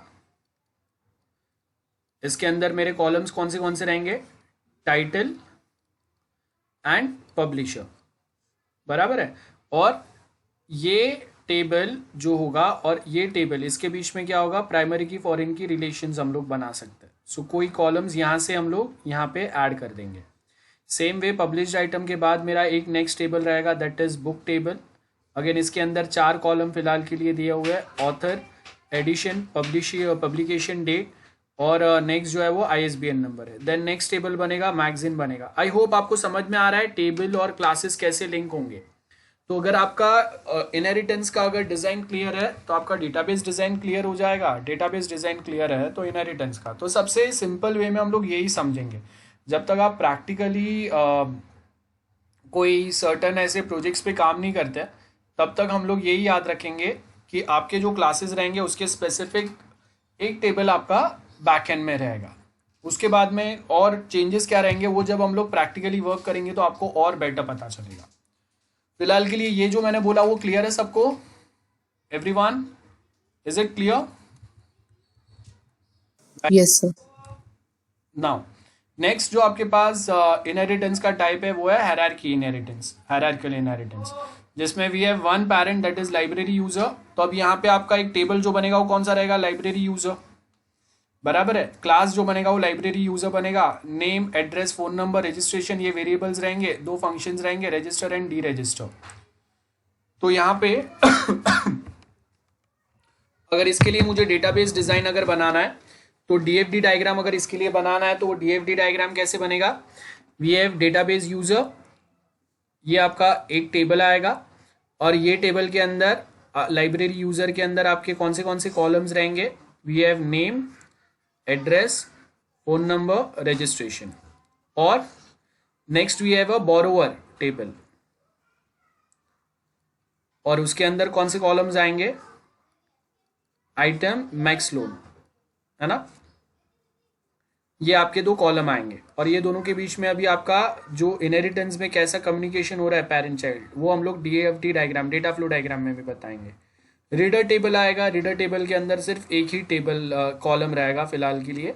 आगे हम लोग ये टेबल के साथ जब लिंक करेंगे उसको तो यहाँ से registration ID is going to be prime foreign key, so registration and affiliation, ये दो कॉलम आएंगे। यहाँ पे इसके साथ भी आपका रजिस्ट्रेशन जो है ये फॉरेन की आएगा, this going to be foreign key, यहाँ पे ये प्राइमरी की होगा, यहाँ पे ये फॉरेन की आएगा। सेम वे देन यहाँ पे भी अगर आप देखेंगे सो ये टेबल जो है वो इसके साथ लिंक्ड है, देन ये अगेन इसके साथ लिंक्ड है, तो वापस यहाँ पे मैं डिपार्टमेंट, ये डिपार्टमेंट जो है ये प्राइमरी की रहेगा और फोन नंबर है, दैट्स इट। सो उसके आगे फिर मैं क्या करूँगा, ये टेबल को इसके साथ अगर लिंक करना है तो आइटम ऑन लोन या मैक्स लोन, इसमें से कोई एक को मैं प्राइमरी की बनाऊंगा या फिर ये जो फॉरेन की है वही यहाँ पे इनहेरिट करूँगा। सो ये वे में हम लोगों के डिज़ाइंस बनेंगे। तो आपको एक्चुअल पर्पस क्या है उसके बेस के ऊपर यहाँ पे हम लोग डेटाबेस डिज़ाइंस भी बना सकते हैं। सो फिलहाल के लिए this is a very basic point. Then उसके बाद में हम लोग के पास नेक्स्ट जो टाइप है that is inheritance, multi level inheritance, multiple sorry, जिसमें तो दो पेरेंट्स रहेंगे और एक चाइल्ड होगा। One parent is book, second parent is voice recording, और ये दोनों को इनहेरिट हम लोग किस में कर रहे हैं? टॉकिंग बुक्स में। ऑब्जेक्ट एग्रीगेशन, अब ये जो हम लोग ऊपर जो हम लोगों ने इनहेरिटेंस देखा, तो यहाँ पे अब अगर मैं यहाँ पे इनहेरिटेंस अगर बना रहा हूँ या फिर यहाँ पे इनहेरिटेंस बना रहा हूँ सपोज, तो क्या होगा? We have one table that is library item. So अगर इसके बीच में अगर मुझे रिलेशन बताना है तो कैसे बनेगा? Recorded items. So one library can have multiple recorded item, तो वन टू मैनी रिलेशन आएगा। Then one library can have multiple published item in it, so क्या होगा? Again one library and many relations आएंगे। Then book, so one book can be published, तो यहाँ पे क्या होगा? वन टू वन रिलेशन आएगा। ऐसा नहीं होगा कि एक same book multiple publishers publish कर रहा है, तो एक बुक अगर है तो वो एक ही पब्लिशर होगा। Magazine one two one relation आएगा। रिकॉर्डेड आइटम, अब यहाँ पे रिकॉर्डेड आइटम में आई कैन से कि मेरा जो फिल्म है वो रिकॉर्ड हुआ है यहाँ पे, तो ये रिलेशन आएगा। Computer program, we have one program for one platform, तो यहाँ पे हम लोग रिलेशंस बता रहे हैं, ये जो क्लासेस है उसके बीच में। तो now if you notice here object aggregation, मतलब यहाँ पे भी हम लोग रिलेशंस बताएंगे आगे के जो आपके अलग अलग क्लासेस है उनके बीच में, जहाँ पे अगर हम लोगों को ऑपरेशंस फायर करना है लाइक मीन, मैक्स, सम, एवरेज, तो यहाँ पे हम लोग ऐसे कोई एग्रीगेट ऑपरेटर्स जो है या एग्रीगेशन ऑपरेशंस जो है वो ये क्लासेस पे या ये डेटाबेस टेबल पे फायर करेंगे। डेटाबेस वे में देखेंगे तो ये आपके डेटाबेस के टेबल बन जाएंगे, ऑब्जेक्ट ओरिएंटेड वे में देखेंगे तो ये आपके क्लासेस बन गए। तो आई होप दोनों आपको समझ में आ रहा है। देन स्टडी पैक है, in study pack we have multiple relations, like in one study pack we might be having multiple assignments, multiple slides, multiple lecture notes and multiple video lectures और video tape. So ये क्या हो गया? One to many relations आ गए। One study pack, multiple this thing. Then one assignment can have multiple exercises in it. Same way, one assignment can have only one solution for it. या फिर अगर maths का अगर सम है तो multiple solutions आ सकते हैं। सो ये होगा object behaviour modelling. Object behaviour मतलब ये जो क्लासेस का अगर हम लोग ऑब्जेक्ट बनाएंगे तो वो जो ऑब्जेक्ट्स है वो आपस में कैसे कम्युनिकेट करेंगे उसके बारे में ऑपरेशन आएगा। तो ये आपने मेनली ऐसे डायग्राम्स आपने सॉफ्टवेयर इंजीनियरिंग के प्रैक्टिकल में देखे रहेंगे। Like we have a library user, library user क्या क्या काम कर रहा है? So we have a catalogue, so library user can view at this electronic catalogue. Then वो जैसी वो डिमांड करेगा तो वो कैटलॉग डिस्प्ले हो जाएगा। देन फ्रॉम दिस कैटलॉग जो जो बुक्स या आर्टिकल्स यहाँ पे प्रेजेंट है, library user can post one issue, तो वो लाइब्रेरी आइटम जो है उसका लाइसेंस इशू होगा। Once you accept the licence, वो कंप्रेस्ड वर्जन जो है वो यूज़र को डिलीवर हो जाएगा। Very simple thing. जैसे आप अगर कहीं सपोज स्लाइड शेयर या कहीं पे हम लोग, तो आप लॉग इन करते हो, लॉग इन करने का मतलब आपने उनका लाइसेंस एक्सेप्ट किया, और उसके बाद में जो प्रेजेंटेशंस आपको वहाँ पे स्लाइड शेयर पे मिलते हैं या पीडीएफ फाइल्स मिलते हैं, आप उसको डाउनलोड कर सकते हैं। तो सर्वर साइड से कंप्रेस्ड वर्जन जो है उसका वो आपके कंप्यूटर पे डाउनलोड हो जाएगा। Object oriented method for requirement engineering. अब यहाँ पे हम लोग नेक्स्ट पॉइंट पे जो बात कर रहे हैं that is object oriented method for requirement engineering. मतलब हम लोग अपने जो मेन व्हाट वी से कि अगर मेरे नीड्स एंड रिक्वायरमेंट के बेस के ऊपर हम लोग कहाँ पे क्या चेंजेस कैसे अप्लाई करेंगे, या जो कोई क्लासेस अगर हम लोग बना रहे as per the functions which we want, तो उसके हिसाब से आपके रिक्वायरमेंट स्पेसिफिक हम लोग यहाँ पे क्लासेस कैसे ऐड करेंगे वो कुछ बता रहे। तो एलिसिट रिक्वायरमेंट मतलब कुछ एक्सटर्नल रिक्वायरमेंट है, तो हम लोग आइडेंटिफाई करेंगे सबके अलग अलग पॉइंट ऑफ व्यू, जो भी यूजर्स यहाँ पे इन्वॉल्व है, जो भी अलग अलग स्टेक होल्डर्स यहाँ पे इन्वॉल्व है। और व्यू पॉइंट आइडेंटिफाई करने के लिए आपको उनके इंटरव्यू लेने पड़ेंगे।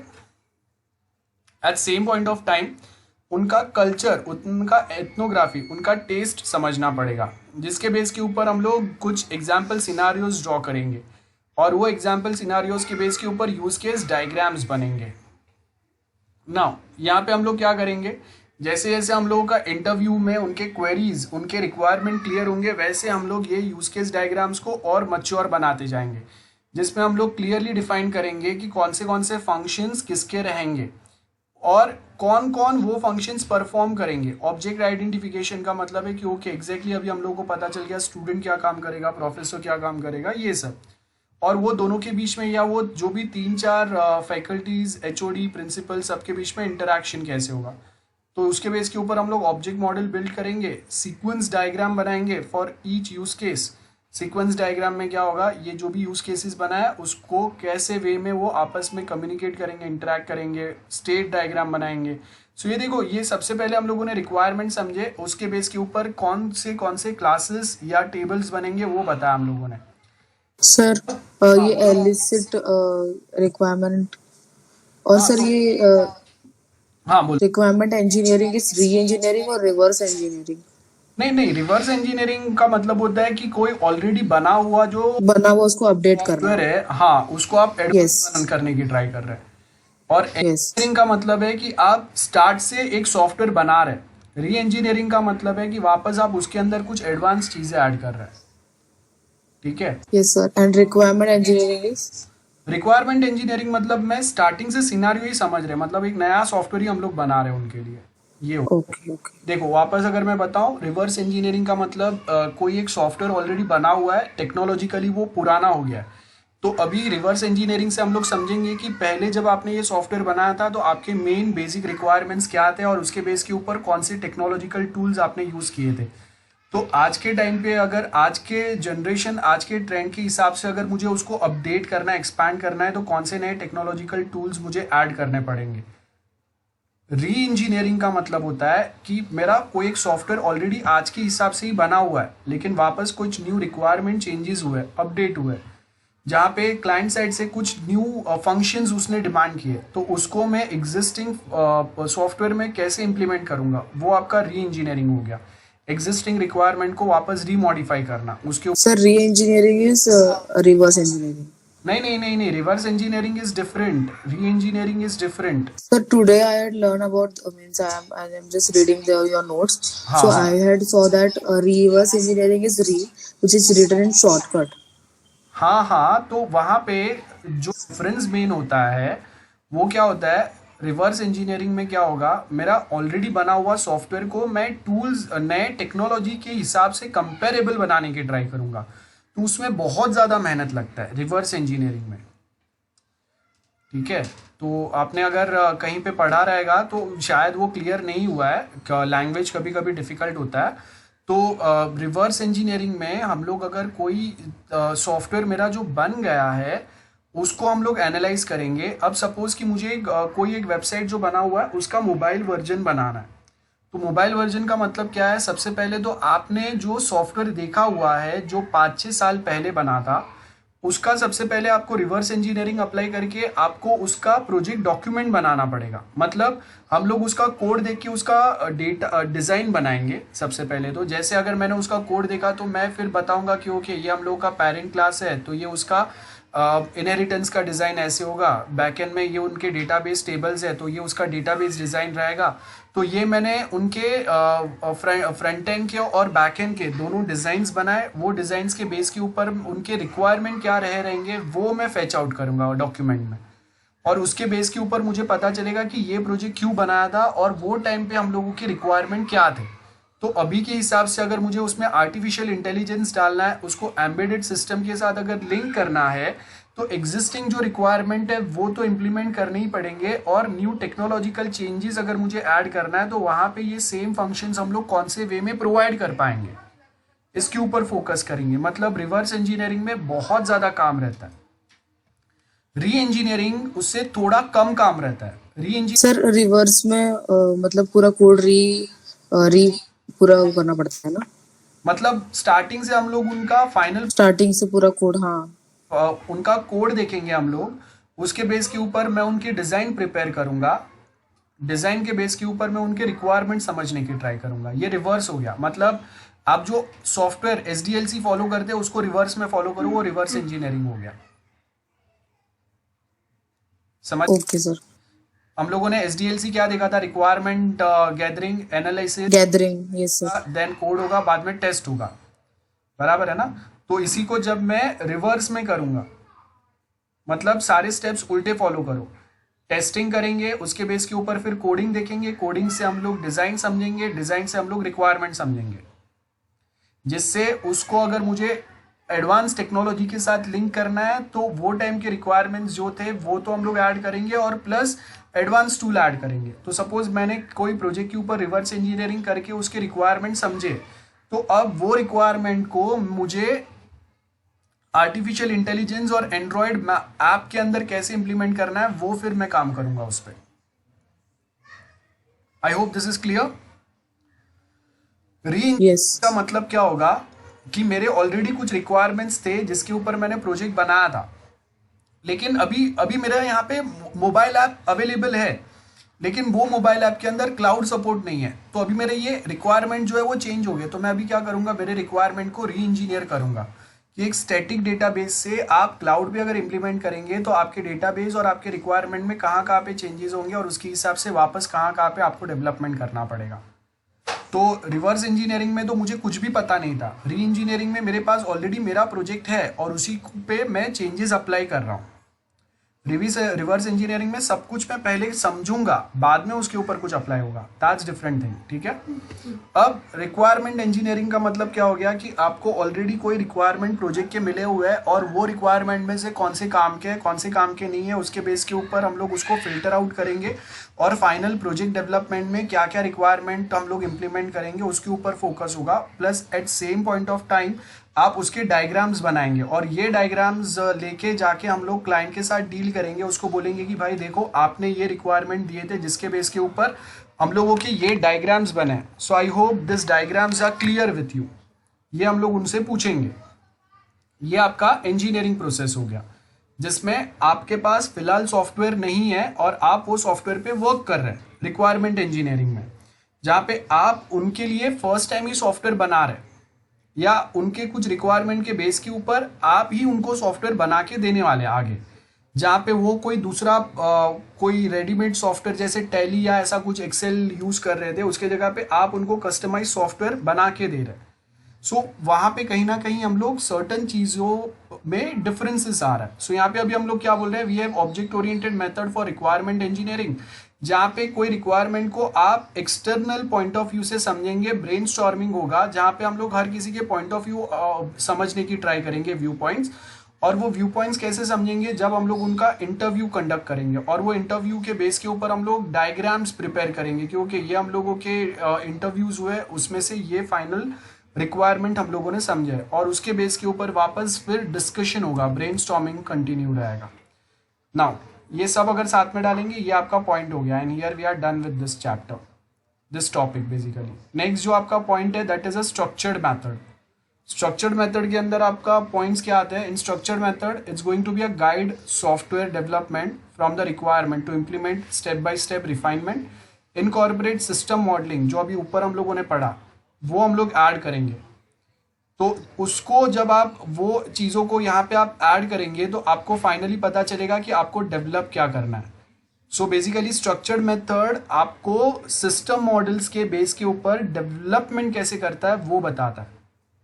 तो सिस्टम मॉडलिंग में हम लोगों ने क्या समझा कि आपको मेनली रिक्वायरमेंट के बेस के ऊपर डिजाइन्स कैसे बनेंगे, मॉडल्स कैसे बनेंगे, data flow diagrams and object oriented के इनहेरिटेंस वाले डायग्राम्स। तो वो आपके डायग्राम बन गए इन सिस्टम मॉडल्स। अब स्ट्रक्चर्ड मेथड में वो डायग्राम्स को फॉलो करके हम लोग डेवलपमेंट करेंगे। So the system models are going to be a guide for software development. तो from the requirement we have implemented, step by step आपने रिफाइन किया, जिसको बेस के ऊपर आपने सिस्टम मॉडलिंग बनाया, और वो सिस्टम मॉडलिंग को इनहेरिट करके हम लोग उसके बेस के ऊपर डेवलपमेंट करेंगे। तो सेट ऑफ मॉडल्स हम लोग यहाँ पे फॉलो करेंगे, जिसके बेस के ऊपर क्या प्रोसेस रहेगा वो हम लोग को समझेगा। उसके बेस के ऊपर हम लोग गाइडलाइंस बनाएंगे कि अगर क्या कोड हम लोग फॉलो करेंगे तो उसके मेन क्या कंडीशंस, टर्म्स कंडीशन होने चाहिए। अब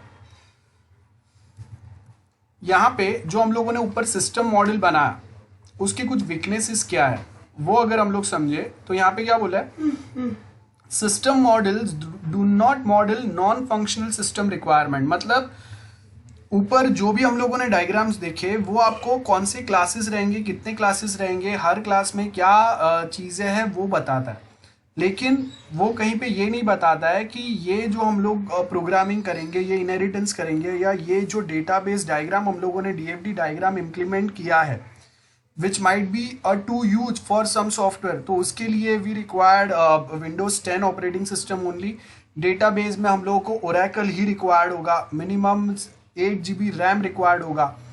तो ये जो सॉफ्टवेयर एंड हार्डवेयर का this are the non functional system requirement, ये कहीं पे नहीं आता है सिस्टम मॉडलिंग में। सिस्टम मॉडलिंग में सिर्फ आपके टेक्निकल जो डिजाइन है वही पॉइंट पे हम लोग बात कर रहे हैं। हम लोग नॉन फंक्शनल चीजें, मतलब क्या हार्डवेयर, सॉफ्टवेयर, इंटरनेट कनेक्शन कितना रिक्वायर्ड रहेगा, अगर क्लाउड पे सेटअप कर रहे हैं तो क्लाउड के ऊपर आपको कितना मिनिमम स्पेस रिक्वायर्ड रहेगा, वो कोई एस्पेक्ट्स पे हम लोग यहाँ पे बात नहीं कर रहे। So that is the weakness of this. So they do not usually include information about whether a method is appropriate for the given problem or not. They may produce a too much documentation. मतलब multiple ऐसे diagrams भर भर के हम लोगों ने बना दिए, लेकिन कहीं पे भी नॉन फंक्शनल एस्पेक्ट पे हम लोगों ने सोचा ही नहीं है, और कहीं पे हम लोग ये पॉइंट ऑफ व्यू कंसिडर ही नहीं कर रहे हैं कि यूज़र के पास जो उनका नेटवर्क है उनका कैपेबिलिटी क्या है, यूज़र के पास जो सिस्टम्स है वो कितने एडवांस है, या उनको कितना एडवांस बनाना पड़ेगा जो उनके रिक्वायरमेंट है उसके बेस के ऊपर। सो इसके लिए ये हम लोग का जो ऊपर हम लोगों ने सिस्टम मॉडल्स पढ़ा ये उसके वीकनेसेस है। सो उससे क्या होगा, ये बहुत बार यूज़र के लिए समझने में डिफिकल्ट हो जाता है कि आपने सारे रिक्वायरमेंट्स तो बता दिए, लेकिन ये जो भी मॉडल्स, ये रिक्वायरमेंट्स बताया आपने, उससे सॉफ्टवेयर तो काफ़ी अच्छा बनेगा, लेकिन मेरे पास जो नेटवर्क है, मेरे पास जो 100 कंप्यूटर्स है और वो कंप्यूटर्स का जो कॉन्फ़िगरेशन है उसके ऊपर ये काम करेगा क्या? That is the most important question. अगर आप कितना भी अच्छा सॉफ्टवेयर बना लो लेकिन वो अगर वहाँ पे काम नहीं कर रहा है, then that will a problematic thing for us. Now case work branch है। अब केस वर्क ब्रांच में क्या बोले, a coherent set of tools that is design to support related software process activities, जैसे एनालाइज, डिजाइन, टेस्टिंग। ये आपका case work branch हो गया, जहाँ पे हम लोग अलग अलग केसेस के बेस के ऊपर वो चीज़ों को एनालाइज कैसे करेंगे, टेस्ट कैसे करेंगे, ये सब आएगा ना। तो analyse, design, work bench support system modelling during both requirement engineering and system design, दोनों में हम लोग को काम आएगा ये केसेस का एग्जाम्पल, जिसके बेस के ऊपर हम लोग उनके सपोर्ट इटरेशंस मॉडलिंग बनाएंगे और उसको हम लोग यहाँ पे फॉलो करेंगे। लाइक जैसे यहाँ पे आपको क्या बोला है, वी हैव वन एनालाइज और डिजाइन वर्क बेंच, जहाँ पे हम लोगों ने बोला है we have this is our central database. अब ये सेंट्रल डेटाबेस जो आप बनाएंगे, जिसमें आप समझो कि हम लोगों के पास मल्टीपल अलग अलग लोकेशन से कोई ना कोई डेटाबेस यहाँ पे ज्वाइन हो रहा है। जैसे ये हम लोगों का बैंक है, और वो जो बैंक है उनके पास मल्टीपल अलग अलग ब्रांचेस से डेटा आ रहा है, और हम लोग कोई एक रेडी सॉफ्टवेयर यूज कर रहे हैं। तो अभी आप जब रेडी सॉफ्टवेयर सर्टन यूज करते हैं ना, तो वहां पे क्या हो रहा है, आप टेबल ऑप्शन पे क्रिएट करेंगे तो उसका कोड ऑटोमेटिक जनरेट हो जाएगा। सो टेबल क्वेरीज, थोड़े डिफॉल्ट क्वेरीज ऑटोमेटिक जनरेट हो जाएंगे, आपको हर एक छोटे से छोटा चीज लिखने की जरूरत नहीं पड़ेगी। That's one benefit. Then data dictionary होगा, मतलब ये सेंट्रल रिपोजिटरी या ये जो सेंट्रल डेटाबेस है मेरा, उसमें कौन से टेबल है, कितने टेबल है, और वो हर एक टेबल हम लोगों ने क्यों बनाया, उसमें कौन से टाइप के इंफॉर्मेशन है, उसका डिटेलिंग आएगा।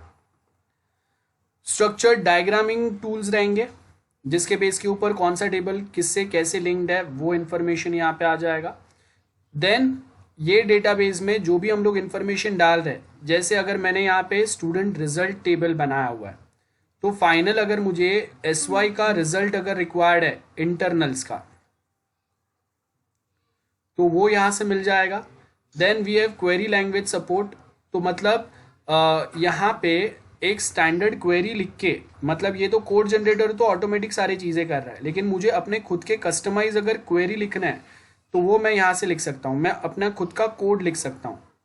PL/SQL समझते हैं, प्रोसीजरल SQL, मतलब खुद के मैं प्रोसीजर, खुद के मैं फंक्शंस भी यहाँ पे लिख सकता हूँ, ये फैसिलिटी भी आपके पास होता है। इम्पोर्ट एक्सपोर्ट, मतलब यहाँ पे ये मेरा जो सेंट्रल रिपोजिटरी है, this central repository is developed using Oracle. मेरे पास दूसरे ब्रांचेस से जो डेटा आ रहा है वो सपोज MS SQL सर्वर में बना हुआ है, देन इंपोर्ट कर रहा हूं मैं अपने सेंट्रल डिपॉजिटरी में, और वापस जब मैं ओरेकल में, मेरा जो सेंट्रल डेटाबेस ओरेकल में, और वहां से मैं सपोज दिल्ली के कोई एक ब्रांच में कुछ डेटाबेस जब एक्सपोर्ट कर रहा हूं, तो वहां पे दिल्ली का ब्रांच जो है वो MySQL डेटाबेस यूज करता है। तो क्या हो गया, ये इंपोर्ट एक्सपोर्ट फैसिलिटी हम लोग यहाँ पे प्रोवाइड कर रहे हैं, या करना है कि नहीं, ये आपका डिजाइन वर्क बेंच बताएगा। क्योंकि जब आप सेंट्रल डेटाबेस अगर यूज करते हैं तो इट माइट पॉसिबल मल्टीपल अलग अलग डेटा सोर्सेज से आपके पास डेटाबेस आ रहा है, और आप मल्टीपल अलग अलग सोर्सेज पे अपना डेटा भेज रहे हैं, ठीक है, ये हम लोगों का चेंजेस होंगे। सो आप अगर Oracle MS SQL server use करेंगे ना, तो आपको उसमें ये इंपोर्ट एक्सपोर्ट ऑप्शंस अवेलेबल होते हैं, जो आपको डायरेक्टली ये सारी चीज़ों में हेल्प करता है। डिज़ाइन एनालिसिस और कौन से टूल्स आपके अवेलेबल है वो, and form creation tools. Form मतलब टेबल्स के बेस के ऊपर अगर मेरे पास साइन अप टेबल है, तो उसके लिए हम लोग क्या करेंगे, एक साइन अप फॉर्म बना देंगे, है ना। सो दैट समथिंग जो मैंने आपको पहले बताया, वैसा ही कुछ यहाँ पे एनालिसिस दिया हुआ है। सो आई होप सर ये बैकएंड है ना? बैकएंड मतलब हाँ, जहाँ पे हम डेटाबेस बता रहे हैं, डेटाबेस का कनेक्शन बता रहे हैं। और फॉर्म क्रिएशन जो आ रहा है, मतलब यहाँ पे रिपोजिटरी के बेस के ऊपर फॉर्म क्रिएशन टूल आपका फ्रंट एंड पे जाएगा, तो ये डेटाबेस से हम लोग फ्रंट एंड कैसे कनेक्ट करेंगे वो भी पार्ट आएगा, सिर्फ बैक एंड नहीं आ रहा है। ओके हाँ, देन यहाँ पे अगर कोई क्वेरी है, तो ये क्वेरी जो है ये मैं कोड में भी कनेक्ट कर सकता हूँ। जैसे हम लोग के पास ASP.NET है, तो ASP.NET के लिए अगर आप देखेंगे कि आपको विजुअल स्टूडियो के अंदर ASP.NET का सपोर्ट मिलता है, तो उसके अंदर आपके सर्टेन क्वेरीज ही ये वे में हो गया। आपने जावा पढ़ा है? जावा पढ़ा? यस। तो JDBC ODBC कनेक्शन आता है डेटाबेस में, याद है आप लोगों को? किसी ने जावा डेटाबेस कनेक्टिविटी। हाँ, तो वो Yes. होता है कि आप जावा में क्वेरी लिखेंगे, देन JDBC ODBC के थ्रू वो फिर क्वेरी जो है वो कन्वर्ट होगा, देन डेटाबेस पे जाएगा, देन एग्जीक्यूट होगा। So that is the time consuming way. तो अगर मैं विजुअल स्टूडियो यूज कर रहा हूँ, मेरा .NET फ्रेमवर्क अगर मैं यूज कर रहा हूँ, तो वहाँ पे मेरे पास बेनिफिट क्या रहता है, कि मैं डायरेक्टली ASP.NET में सर्टेन क्वेरी लिख सकता हूँ जिसमें मुझे ये कनेक्टिविटी की ज़रूरत नहीं है, वो क्वेरी डायरेक्टली डेटाबेस पे फायर होगा। तो ये मेरा जो कोड है वो डायरेक्ट यहाँ पे जनरेट हो सकता है। तो आपका वो क्वेरी प्रोसेस करने का जो कन्वर्जन का जो एक्स्ट्रा टाइम जो जावा में जा रहा है वो आपका ASP.NET या .NET बेस्ड अदर लैंग्वेजेस में बच जाता है। तो ये जो दो पार्ट है ये आपके बैकएंड में भी आ सकते हैं, फ्रंट एंड में भी आ सकते हैं। अगर मैं .NET पढ़ रहा हूँ तो ये फ्रंट एंड में आएगा, मैं जावा पढ़ रहा हूँ तो कोड जनरेटर आपका बैकएंड ही रहेगा, फॉर्म जनरेशन फ्रंट एंड आ गया। तो डायग्राम में आप कौन सा लैंग्वेज यूज कर रहे हैं, कौन सा फ्रेमवर्क यूज कर रहे हैं, उसके हिसाब से वापस थोड़े कहीं पे चेंजेस आएंगे। ठीक है, जैसे अगर मैं ASP.NET अगर यूज करूंगा तो वहाँ पे MVC फ्रेमवर्क जो है ना वो कहीं ना कहीं कट होता है। वहाँ पे मॉड्यूल होता है जिसके अंदर व्यू और मॉड्यूल कंबाइन रहते हैं और एक कंट्रोलर रहता है। मैंने आपको एक बार फ्रेमवर्क बताया था MVC, याद नहीं है तो प्रीवियस लेक्चर देखना। तो जैसे आपके फ्रंट एंड लैंग्वेजेस चेंज होंगे वैसे आपके डेटाबेस के अंदर जो हम लोग ये रिप्रेजेंटेशन करते हैं उसमें भी कहीं ना कहीं चीज़ें सर्टन फिल्टर आउट होता है। डिज़ाइन में कहीं ना कहीं थोड़े बहुत मॉडिफिकेशंस होंगे, क्योंकि अगर मैं ASP.NET यूज़ कर रहा हूँ तो उसके लिए मेरा फ्रेमवर्क अलग है, उसका आर्किटेक्चर उसका पैटर्न अलग है, और मैं जावा यूज़ कर रहा हूँ तो जावा का कुछ पैटर्न अलग रहेगा। तो हम लोग डिज़ाइन में भी सर्टन मॉडिफिकेशन करेंगे, लैंग्वेजेस जैसे हम लोग के चेंज होंगे उसके हिसाब से। ये हम लोग सर बैकएंड तो सेम ही रहेगा पर जो फ्रंट एंड है वो उसमें हम लोग चेंजेस कर सकते हैं। हाँ। ओके। तो कभी कभी ये भी होगा कि जावा के साथ ओरेकल बेस्ट वर्क कर रहा है, क्योंकि जावा एंड ओरेकल दोनों अभी ओरेकल को ही बिलोंग करता है। पहले वो सन माइक्रो सिस्टम्स के पास थे, अभी जावा भी ओरेकल के अंदर ही आ गया। तो आई कैन से कि जैसे ASP.NET and MS SQL server ये दोनों माइक्रोसॉफ्ट के ही है, तो दोनों में आपस में बहुत स्मूथ कनेक्टिविटी होता है। तो अगर मैं जावा यूज़ करूँगा तो उसके साथ बहुत बार ओरेकल पे मुझे बेटर सपोर्ट मिलेगा। देन जैसे PHP के साथ MySQL बेटर सपोर्ट में आता है। तो ऐसे कभी कभी कॉम्बिनेशंस रहते हैं, तो वो कॉम्बिनेशंस हम लोग फॉलो करते हैं तो आपको ऑनलाइन गूगल पे सपोर्ट भी प्रॉपर मिल जाता है। और स्टैंडर्ड बहुत सारे जो फ्रेमवर्क्स रहते हैं जो आपको प्रोजेक्ट डेवलपमेंट में हेल्प कर रहे हैं वो भी ये स्टैंडर्ड पैरिंग यूज़ करता है। अभी अगर मैं सेंट्रलाइज डेटाबेस बना रहा हूँ और वहाँ पे ये मेरे पास पैरिंग का ऑप्शन नहीं है, वो बात अलग है, क्योंकि मल्टीपल सोर्सेज से मैं चीज़ों को इम्पोर्ट एक्सपोर्ट कर रहा हूँ। ठीक है, सो वो टाइम पे आपका कंडीशन जो है वो चेंज हो जाएगा। Otherwise this are the basic points जो फॉलो करेंगे। सो हम लोग आज यहाँ तक ही रखते हैं। आज मैं आपको और अभी sir I want to ask one question. Sorry, हाँ एक सेकेंड ना, ये जो देखो ये वाला हम लोग का पार्ट यहाँ पे ही खत्म होता है। This are are key points and we are done with this. Next time will be starting with unit 3। तो ये की पॉइंट्स मतलब ऊपर जो भी हम लोगों ने पढ़ा उसका समरी है। ये डायग्राम में जो भी कुछ मैंने बताया ये सब उसी के पॉइंट्स यहाँ पे हाईलाइट किए हुए हैं। हाँ बोलो, अभी क्या बोल रहे थे आप? Sir in front end which is the most frequently used code language? अभी आप देखो कि एक तो .NET पॉपुलर है, तीन लैंग्वेजेस हम लोगों के हैं। अब उसके आगे आप क्या चीज़ डेवलप करने की ट्राई कर रहे हैं। अगर मोबाइल ऐप की बात करेंगे तो एंड्रॉयड आएगा, और एंड्रॉयड के अंदर हम लोग के दो प्रोग्रामिंग लैंग्वेज है, एक तो जो जावा टाइप लैंग्वेज हम लोग यूज़ करते हैं वो, और दूसरा कॉटलिन है। अगर मैं मोबाइल में ही डेवलपमेंट की बात करूँगा कि हम लोग iOS डेवलपमेंट की बात करेंगे तो वहाँ पे स्विफ्ट वाला आता है। तो मेनली आपका फ्रंट एंड आप वेबसाइट के लिए बोल रहे हो या मोबाइल के लिए बोल रहे हो उसके हिसाब से चेंजेस होगा। अगर वेबसाइट पॉइंट ऑफ व्यू बोलेंगे तो हम लोग के तीन सबसे ज़्यादा पॉपुलर लैंग्वेजेस होते हैं। PHP आता है, ASP.NET आएगा और जावा आएगा, और पाइथन। And for apps? हाँ, एंड फॉर एप्लीकेशन? एप्लीकेशंस की तो बात कर रहा हूँ। अरे मतलब sir websites you told PHP, Java and हाँ, तो ASP.NEट। एप्लीकेशंस मतलब कौन सा application? Desktop based? Yes sir. Desktop based mobile applications और हाँ, मोबाइल एप्लीकेशन में एंड्रॉयड आएगा या फिर iOS आएगा। तो iOS में स्विफ्ट वाला यूज़ करते हैं, एंड्रॉयड में हम लोग कॉटलिन या जावा यूज़ करते हैं। तो Kotlin is one for Android app development. और आपके डेस्कटॉप बेस्ड एप्लीकेशन आजकल कोई यूज़ नहीं करता है, तो डेस्कटॉप का हम लोग बात ही नहीं करते हैं। जो भी आपके एप्लीकेशंस बनेंगे वो सारे लाइव एंड्रॉयड के ही बनेंगे। हाँ, तो वो sir Swift coding language is of iOS, right? Apple के लिए, हाँ, एप्पल। ओके, ठीक है। सो आज का लेक्चर यहाँ पे ही स्टॉप करते हैं। ये देखो हम लोगों का एक सेकेंड, यहाँ पे हम लोगों का ये यूनिट जो है वो कंप्लीट हो गया, unit 2। Next time will be starting with unit 3, that is architectural design वाला टॉपिक। ठीक है, चलो मिलते हैं नेक्स्ट टाइम, बाय बाय।